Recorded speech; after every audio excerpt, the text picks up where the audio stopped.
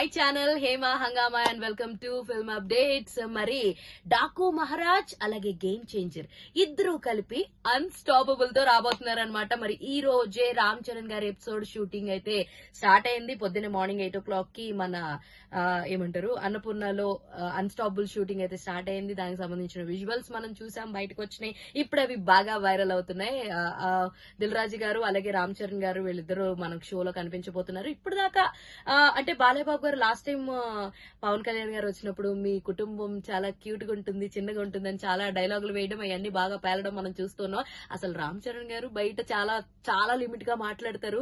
మరి ఆయన ఈ అన్స్టాపబుల్ లో మరి బాలయ్యతో ఎంత బాతాకాని వేస్తారు ఏంటి అన్నది చూడాలి అంటే మాత్రం ఎపిసోడ్ టెలికాస్ట్ అయ్యేదాకా వెయిట్ చేయాలి. ఏది ఏమైనా ఈ సంక్రాంతిని మాత్రం ఓపెనింగ్ షాట్ కొట్టేదైతే గేమ్ చేంజర్ రామ్ చరణ్ తోటి. ఆ తర్వాత డాకు మహారాజ్ 12th కి వచ్చేసింది.